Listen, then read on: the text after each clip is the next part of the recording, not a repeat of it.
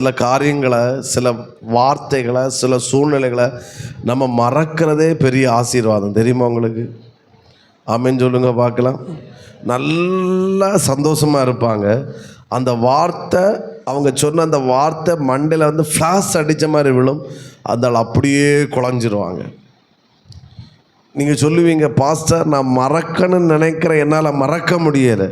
நான் சொல்கிறேன், நீ மறக்க நினச்சாலும் உன்னால் மறக்க முடியாது. ஆமே. ஆனால் மறக்கப்படும். எப்படி தெரியுமா?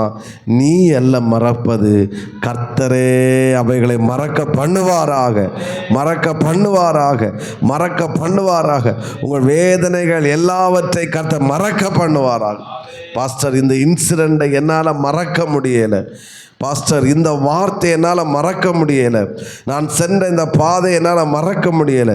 இந்த பலிபீடத்திலிருந்து இயேசு நாமத்தில் சொல்லுகிறேன், யோசேப்புடைய வருத்தங்கள் எல்லாவற்றை கர்த்தரே மறக்க பண்ணினாருன்னா, இந்த பகல் வேளையிலே உன் சிந்தைக்குள்ளிருந்து உன்னை காயப்படுத்தி, உன்னை வேதனைப்படுத்தி, உன்னை எழும்ப விடாமல் அமுக்குகிற அத்தனை காரியங்களையும் கர்த்தர் மறக்க பண்ணுவாராக.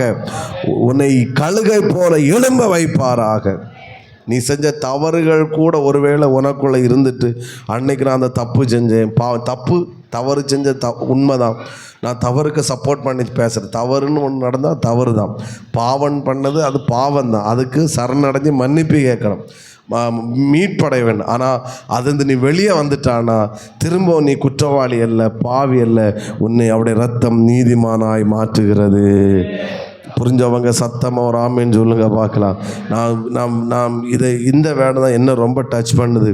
நான் விசுவாசிக்கிறேன், சிலரால் மறக்க முடியாத சில இன்சிடெண்ட்டு, மறக்க முடியாத சில வார்த்தைகள், மறக்க முடியாத சில அனுபவங்கள் என் உள்ளத்தில் இருந்து என்ன காயப்படுத்திகிட்டே இருக்குது, என்னை எழும்ப விடாமல் தடுக்குதுன்னு நீங்கள் நினைக்கிறீங்கன்னா, நான் விசுவாசிக்கிறேன் அந்த சிந்தையை, அந்த வார்த்தையை யோசேப்பிடத்திலிருந்து கர்த்தர் எடுத்து போட்டது போல உங்களிலிருந்து கர்த்தர் எடுத்து போடுவாராக. எப்படி மறக்க பண்ணினாரு? அவன் மறந்தது, அவனுடைய வாழ்க்கையில் வந்த தீமைகள், அவன் பட்ட கஷ்டங்கள் 10%. தேவன் அவனுக்கு வாழ்க்கையில் செய்த நன்மைகள் 100%. புரியலை நினைக்கிறேன். ஒரு ஆமென் சொல்லுங்க பார்க்கலாம். எப்படி யோசேப்பை நீ மறந்தா? எப்படி அது கர்த்தர் மறக்க பண்ணி, எப்படி மறக்க பண்ணினாரு? அதாவது என் அண்ணன்மார்கள் செஞ்ச துரோகம் 5% தான். சோத்திரம். போத்திபாருக்கு மனைவி செஞ்ச துரோகம் 5% தான். அப்போது தேவன் செய்த நன்மை அது 1000%. ஆமேன். அது வார்த்தையால் சொல்ல முடியாத அளவு அவ்வளோ நன்மைகளை அவர் செஞ்சனால இந்த தீமைகள், இந்த வருத்தம் அப்படியே மறந்து போயிட்டு. ஆமேன். சத்தமாக ஒரு அலையிலே சொல்லுங்க பார்க்கலாம். இதே எகிப்துக்கு நான் அடிமையாக வந்தேன், இன்னைக்கு இதே எகிப்துக்கு நான் அதிகாரியாக இருக்கிறேன். இதே எகிப்துக்கு நான் ஆகாரத்துக்கு வழி இல்லாமல் இருந்தேன், ஆனால் இதே எகிப்தில் தேசம் முழுமைக்கு நான் ஆகாரம் கொடுக்க கர்த்தர் வச்சார். இதே எகிப்துக்கு நான் அடிமையின் வஸ்திரம் உடுத்துட்டு வந்தேன், ஆனால் இதே எகிப்து தேசத்தில் என்னை ராஜ வஸ்திரம் உடுத்துட்டு கர்த்தர் வர வச்சார். இதே எகிப்துக்கு நான் கால்நடையாக நடந்து வந்தேன், ஆனால் இதே எகிப்து தேசத்தில் இப்போ ராஜாவுக்குரிய ரதத்தில் தேசம் முழுவதும் கர்த்தர் சுற்ற வச்சார். இதே எகிப்துக்கு நான் ஒரு அடிமையாக இருந்தேன், எல்லாம் ஒரு தாழ்மையான மனுஷனாக இருந்தேன், ஆனால் இப்போ இதே எகிப்துக்கு நான் ஒரு தலைவனாய் கர்த்தரை மாற்றி வச்சிருக்கிறேன். இதெல்லாம் பார்க்கும்போது இந்த அண்ணன்மார்கள் செஞ்ச துரோகம் எல்லாம் ஒரு பொருட்டே கிடையாது. கர்த்தர் மறக்க பண்ணினார். புரிஞ்சவங்க ஆமேன்னு சொல்லுங்க பார்க்குறேன். நீங்கள் சொல்லுங்கள், பாஸ்டர் இந்த இன்சிடெண்ட்டை நீங்கள் எப்படி மறக்க சொல்லுவீங்க?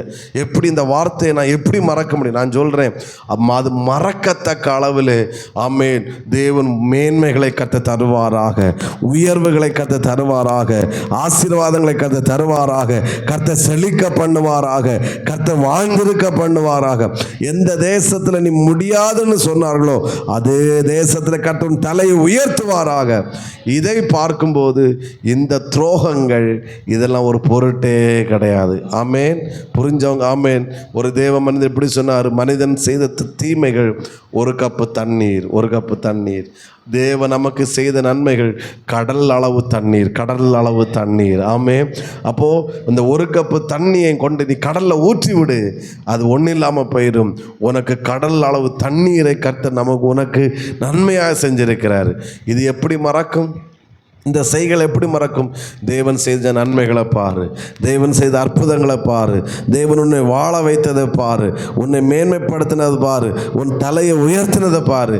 அதை பார்க்கும்போது இதெல்லாம் குப்பையாக போயிடும், சாக்கடையாக போயிடும். ஒரு அலையிலேயே சொல்லுங்க பார்க்கலாம்.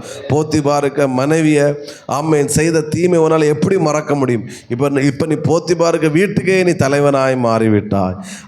நீ போத்திபாருக்கு வீட்டுக்குள்ளே முதல்ல கையை கட்டிட்டு தான் இருக்கணும். இப்போ போத்திபார் உனக்கு முன்னாடி கையை கட்டி நீ காண்டர் வச்சிருக்கிறாரு. அதுக்கு முன்னாடி அவர் செய்த துரோகம் ஒரு பொருட்டே கிடையாது. புரிஞ்சவங்க சத்தமாக ஒரு அலையிலேயே சொல்லுங்க பார்க்கலாம். இன்னும் சத்தமாக ஹல்லேலூயா. யோசேப்பு சிறைச்சாலையில் இருக்கும்போது ஒருவேளை சொல்லியிருக்கலாம், அவன் செஞ்ச துரோகத்தை நீ மறந்து விடுன்னு யாராவது சொல்லியிருந்தா அவன் சொல்லுவான், நான் எப்படி மறக்க முடியும்? என் மேல் வீண் பழி சுமத்தினால தான் நான் இன்னைக்கு ஜெயிலுக்குள்ளே இருக்கிறேன். அதே யோசேப்பு இன்னைக்கு சிங்காசனத்தில் இருக்கும்போது சொல்ல முடியும், அவன் செஞ்ச தீமையை மறந்து விடுன்னா அவன் சொல்லுவான், நான் மறக்க ஆயத்தம். ஏன்னா இப்போ நான் இருப்பது சிறைச்சாலையில் அல்ல, இப்போ நான் இருப்பது சிங்காசனத்திலே. புரிஞ்சவங்க சத்தமாக ஒரு அலையிலே சொல்லுங்க பார்க்கலாம். தேவன் மறக்க பண்ணினார் என்கிற வார்த்தை விசுவாச அறிக்கை இல்லை, அது அனுபவத்திலிருந்து. அதாவது அந்த வார்த்தையை கவனிங்க. என் குடும்பம் அனைத்தையும் தேவன் மறக்கும்படி தேவன் பண்ணினார். மறக்கும்படி பண்ணுவார் என்றால் விசுவாச அறிக்கை. ஒரு மனாசே ஒருத்தர் கொடுத்தாரு, இனி எப்படியாவது மறக்க பண்ணுவார். இது விசுவாச அறிக்கை இல்லை, இது சாட்சி. எது? தேவன் என் வருத்தம் யாவையும் மறக்கும்படி தேவன் என்ன செய்தார்? பண்ணினார். பாஸ்ட் டென்ஸ் முடிஞ்சிட்டு. மறந்துட்டேன், கர்த்தர் மறக்க பண்ணிட்டார். ஒரு அலையிலே சொல்லுங்க பார்க்கலாம். நல்லா சத்தமாக கரங்களை உயர்த்தி ஹல்லேலூயா. நான் தீர்க்க தரிசனமாக சொல்கிறேன், யோசேப்பு சொன்ன அதே வார்த்தையை நீங்கள் விசுவாசிக்க ஆயத்தன்னா இங்கே இருக்கிற அத்தனை பேரையும் கர்த்தர் சொல்ல வைப்பாராக. ஐயோ, நல்ல ஒரு ஆமேன் வரேன்னு நினச்சேன். ஹல்லேலூயா. திரும்பவும் சொல்கிறேன், யோசேப்பு சொன்னான் மறக்க பண்ணுவார் என்றல்ல, என் வருத்தம் யாவையும் என் தகப்பனுடைய குடும்பம் யாவும் கர்த்தர் மறக்க பண்ணினார் என்று யோசேப்பு சொன்னது போல உங்கள் நாவுகளும் இதே வார்த்தைகளை கர்த்தர் சொல்ல வைப்பாராக.